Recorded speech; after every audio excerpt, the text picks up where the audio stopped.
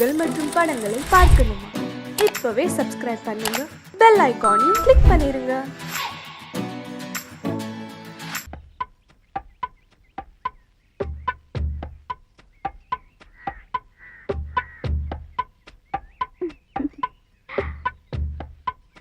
பாப்பா மறுபடியும் கட்டில் உடைஞ்சு போச்சா?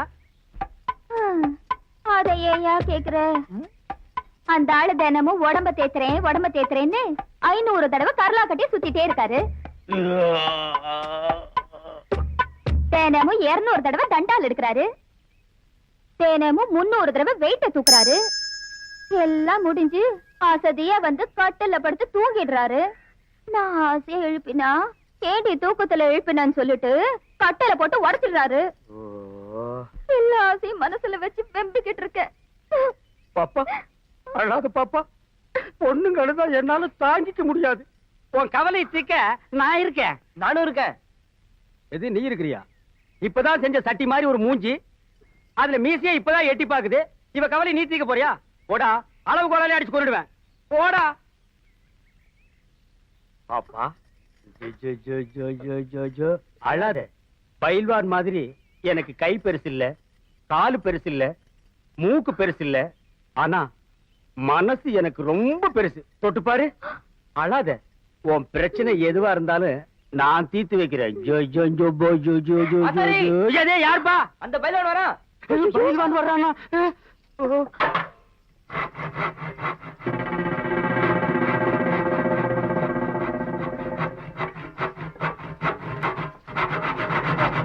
எங்கடா வந்த? பாப்பா காலை பார்க்க சொல்லிச்சு, பாத்துக்கிட்டு இருந்தேன். எது வரைக்கும்டா பார்த்தேன்? சேச்சே, தப்பா நினைக்காதீங்க. பாப்பா கால் இல்ல, கட்டில் கால் தான் பாத்துக்கிட்டு இருந்தேன். அதான பார்த்தேன். ஒழுங்கா வேலையை கவனி. என்னடி இங்க நின்று பல்ல காமிச்சிட்டு இருக்க? போடி உள்ள. சரியான நேரத்துல வந்து எங்க வேலையை கவனிக்கிறது?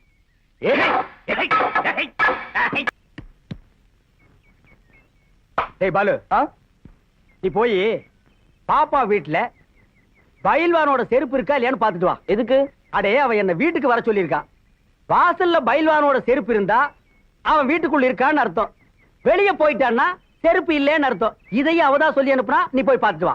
எப்பவும் எனக்கு பாக்குற வேலை தானா? பாத்தியா, எதுலயும் பொறுமை வேணும் பாலு. பொறுமை எருமை விட பெருசு. முதல்ல அவளை எனக்கு சரி பண்ணிக்கிறேன், அப்புறம் நான் உனக்கு சரி பண்றேன். நிஜமா? எனக்கு அப்புறம் எல்லாம் உனக்கு தானடா பாலு. போடா. சரி சரி. என்ன இந்த ஆசாரிய காணோம்? ஐயோ, இந்த ஆள் வேற வந்துட்டாரு. வாசல்ல செருப்பு போடணும்.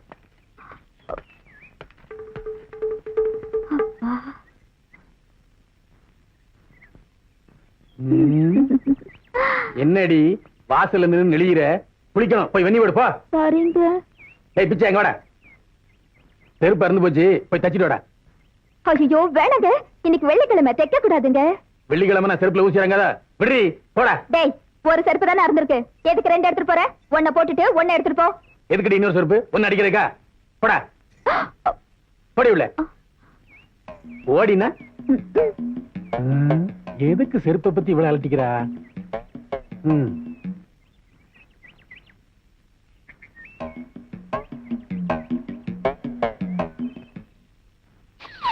ஏ குருவி, சிட்டுக்குருவி, உன் ஜோடி எங்கே? கூட்டி கிட்டி. ஏ குருவி, சிட்டுக்குருவி. ஏய் படங்க, உங்களுக்கு எல்லாம் அறிவு எங்கடா போச்சு? கால்ல போட வேண்டிய செருப்பை கையில மாட்டிட்டு போறீங்க. ஏன்டா ஊர் பேரை கெடுக்குறீங்க? இது என்னது இல்லங்க? டேய் பாடுவா, யார் தான் இருந்தா போடா கல்ல. போடா போடா தேங்காய் தலையா. போடா. ஏ குருவி, சிட்டுக்குருவி, உன் ஜோடி எங்கே? ஏ கூட்டி கிட்டி.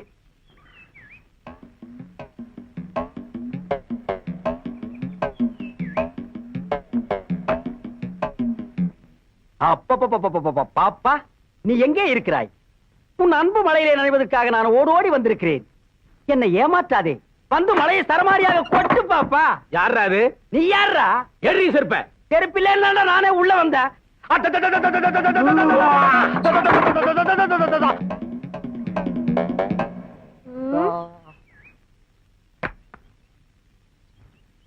ஏ குருவி, குருவி, ஏ குருவி, குருவி குட்டி குட்டி குட்டி.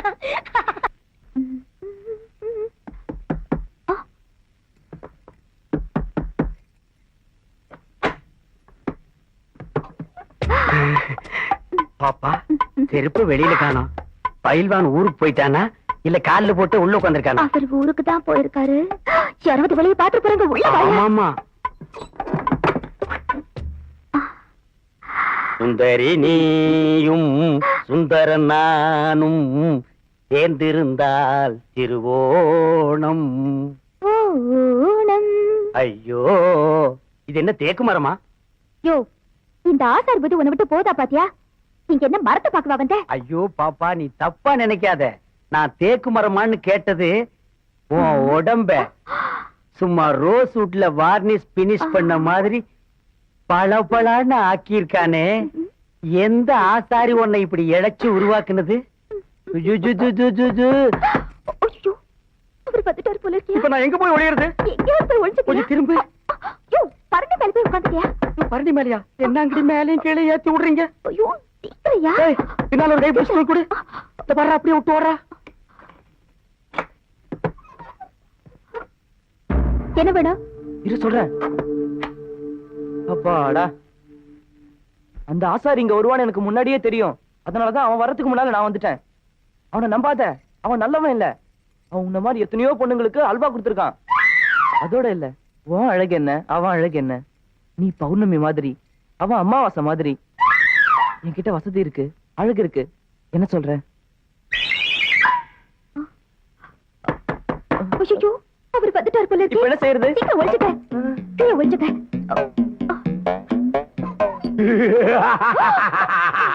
பாப்பா, இன்னைக்கு நடந்த குத்துச்சண்டை போட்டியில நான் தான் ஜெயிச்சேன். என்ன ஏத்திருந்தானே மாரிமுத்து, விட்டே ஒரு குத்து, ஆள் அவுட்டு. இனிமே சுத்துப்பட்டி 8 கிராமத்துக்கும் நான் தான் பெர்மனன்ட் பயில்வான். இன்னும் எனக்கு வெறி அடங்கல. யாராச்சும் குதும். என்னடி சத்தம்? அது ஒண்ணு இல்லைங்க, கொல்லையில எருமை மாடு காத்துதுங்க. வா, இந்த சந்தோஷத்தை கொண்டாடிடும்.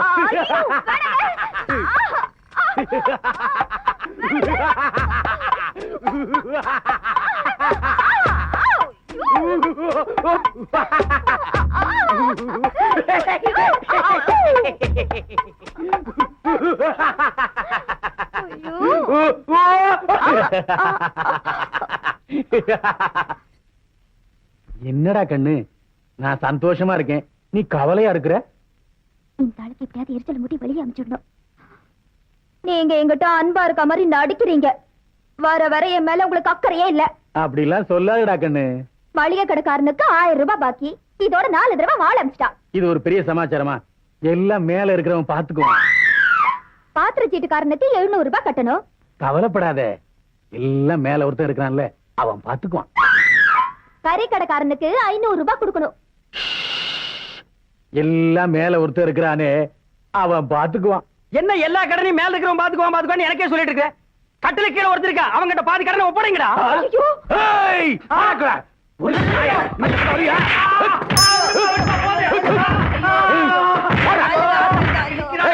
இந்த வரியா? ஓடா நாயா.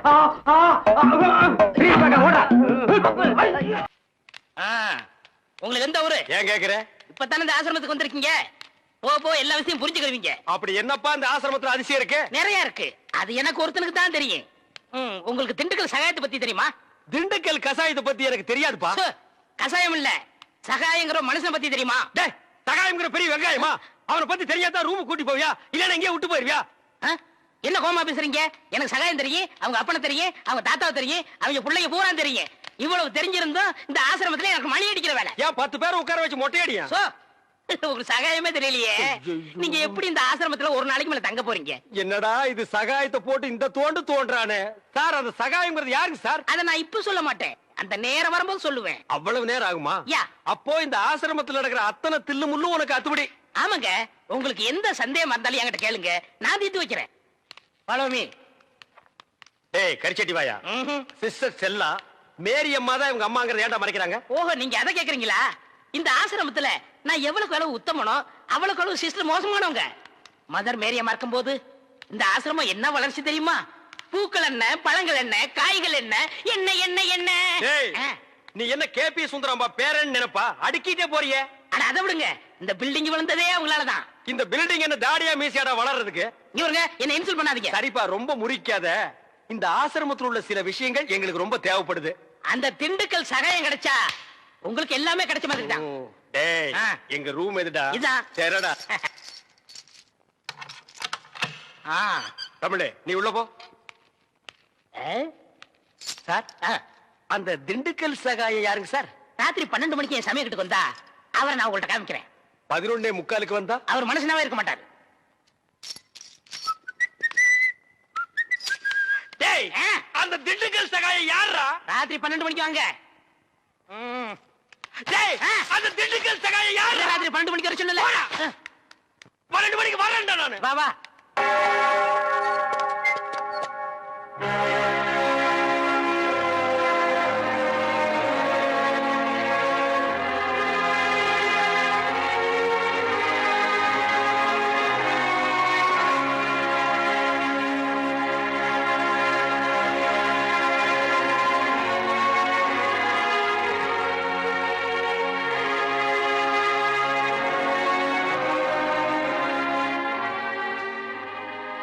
ஜாதி மதங்கிற பேரால வியாபாரம் பண்ணிக்கிட்டு இருக்கிற அரசியல்வாதிங்க இருக்கிற இந்த நாட்டுல ஜாதி மத வித்தியாசம் பார்க்காம சேவை செஞ்சுக்கிட்டு இருந்தாங்க நம்ம மேரியம்மா. இன்னைக்கு நம்ம நாடு இருக்கிற சூழ்நிலையில அவங்க நம்மளையெல்லாம் விட்டு பிரிஞ்சு போனது பெரிய இழப்பு. அம்மான்னு வாய் விட்டு அற முடியாத நிலைமைக்கு ஆளாக்கிட்டாள் அந்த சிஸ்டர். 3வது மனுஷனாட்ட ஊரோடு ஒருத்தர் நின்று வேடிக்கை பார்க்கிற நிலைமைக்கு ஆளாயிட்டுமே. இருந்தாலும் ஒரு வகையில் நீ கொடுத்து வச்சோம்ப்பா. உனக்கு எப்பேற்பட்ட தாய் கிடைச்சிருக்கா பாத்தியா? உனக்கு துரோகம் செஞ்சிட்டாலும் இந்த ஊர் உலகமே பார்த்து பெருமைப்படுற அளவுக்கு தான் அவங்க வாழ்ந்திருக்காங்க. உன்னை பிரிஞ்சு இந்த நிலைமைக்கு அவங்க ஆளானதுக்கு அவங்க வாழ்க்கையில என்ன பிரச்சனையோ, யார் காரணமோ,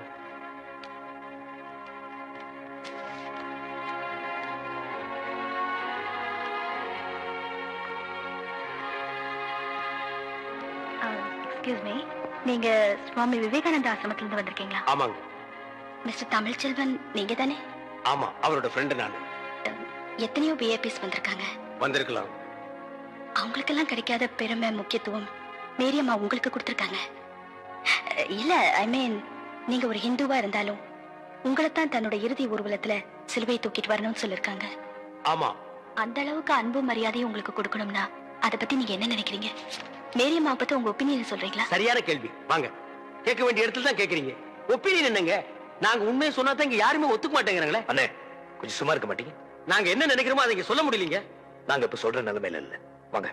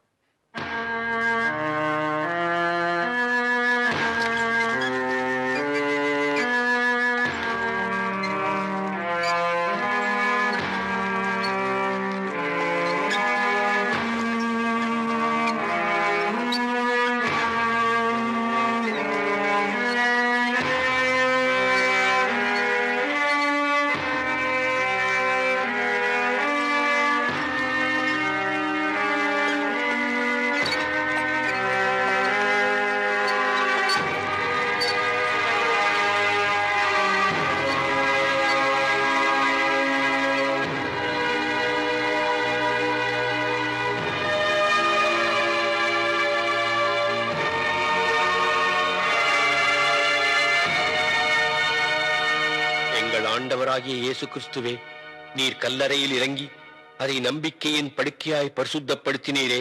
உயிர்த்தெழுதலும் ஜீவனுமாயிருக்கும் உம்மிலே இந்த சகோதரி இளைப்பாறுகிறார் என்று நாங்கள் நம்புகிறபடியே இவருடைய சரீரத்துக்கு இக்கல்லறையை இளைப்பாறும் இடமாக்குவதற்கு உம்மை வேண்டிக் கொள்கிறோம்.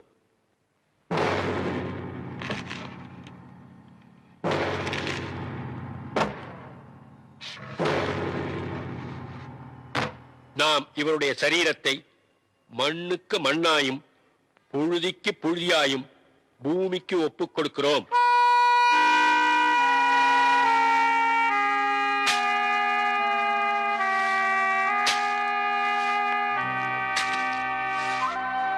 தமிழ் இந்த பாரு, எவனோ வந்து மண்ணெள்ளி போட்டு போறான். பெத்த மகன் நீ, உனக்கு இல்லாத உரிமையா? பிடிவாதம் பண்ணாத தமிழ். அன்னைக்கு அவங்க உன்னை கருவிலேயே ஒதுக்கி இருந்தாங்கன்னா இன்னைக்கு நீ இந்த கல்லறையில வந்து நின்று இருக்கவே மாட்டேன். அண்ணே, என்னை பொறுத்த வரைக்கும் எங்க அம்மா செத்து எத்தனையோ வருஷமாச்சு. நான் பிறந்தப்பவே அவங்க இறந்துட்டாங்க. என்னோட இதயத்தில் நான் அவங்களை எப்போ புதைச்சிட்டேன்.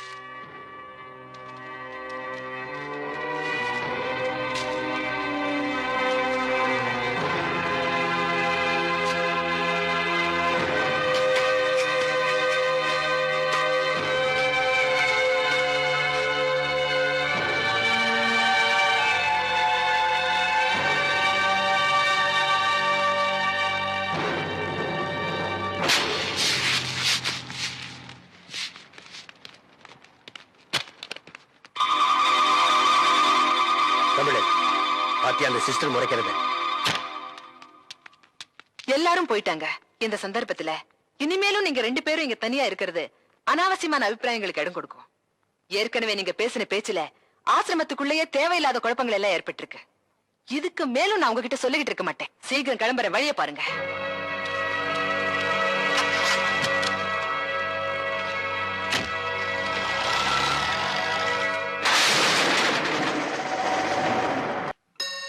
இரண்டும் மன வேண்டும் இயேசுவை நான் கேட்டேன்.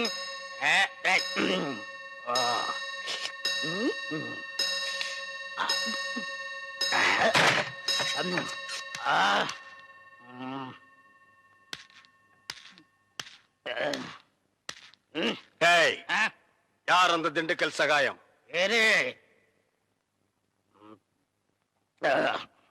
யார் அந்த திண்டுக்கல் சகாயம்?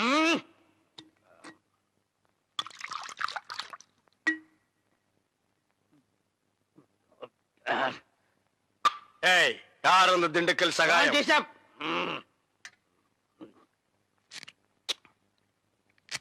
யார் அந்த திண்டுக்கல் சகாயம்?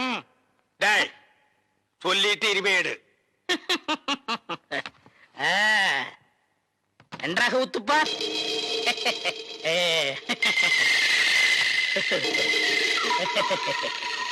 அவரேதான் இவர், இவரேதான் அவர். எப்படி? அவரேதான் இவர், இவரேதான் அவர். இவரேதான் அவர்? ஐயோ, திண்டுக்கல் சேர்த்து அடிக்காதீங்க. அவரேதான் இவர். ஐயா, ஏண்டா நீதான் திண்டுக்கல் சகாயமா? ஏண்டா இதுக்கு ஒரு நாள் பூரா திண்டுக்கல் சகாயம் திண்டுக்கல் சகாயம்னு பயமுறுத்திட்டு இருந்தியாடா? நான் என்னமோ திண்டுக்கல் சகாயம்னா பெரிய கொம்பன், பெரிய கொள்ளைக்கூட்டு தலைவன், தூங்கும் போது அடிச்சு கொலைகளை பண்ணிடுவான்னு பேதியாகி படுத்துட்டு இருந்தாடா. மணி அடிக்கிற நாய் நீதான் திண்டுக்கல் சகாயம்மா? டேய், இனிமே திண்டுக்கல் சகாயம் உனக்கு பேரே இருக்கக்கூடாது. யாராவது உன் பேர் என்னன்னு கேட்டா என்ன சொல்லணும்? எனக்கு பேர் தெரியாதுன்னு சொல்லணும். ஏன்னு கேட்டா எங்க அப்பா அம்மா எனக்கு பேர் வைக்கலன்னு சொல்லணும். சொல்லுவியா? என்னடா உன் பேர் என்ன? நான் பேர் தெரியாதவங்க. ஏன்? எங்க அப்பா அம்மா பேர் வைக்கலங்க. உன் பேர் என்ன? நான் பேர் தெரியாதவங்க. ஏன்? எங்க அப்பா அம்மா பேர் வைக்கலங்க. உன் பேர் என்ன? நான் பேர் தெரியாதவங்க. ஏன்? எங்க அப்பா அம்மா பேர் வைக்கலங்க. சொல்லிட்டாரு. ஐயா, நான் பேர் தெரியாதவங்க. எங்க அப்பா அம்மா பேர் வைக்கலங்க. ஏன்டா நிறுத்துற சொல்றா? நான் பேர் தெரியாதவங்க. எங்க அப்பா அம்மா பேர் வைக்கலங்க. நான் பேர் தெரியாதவங்க. எங்க அப்பா அம்மா பேர் வைக்கலங்க. நான் பேர் தெரியாதவங்க. எங்க அப்பா அம்மா பேர் வைக்கலங்க.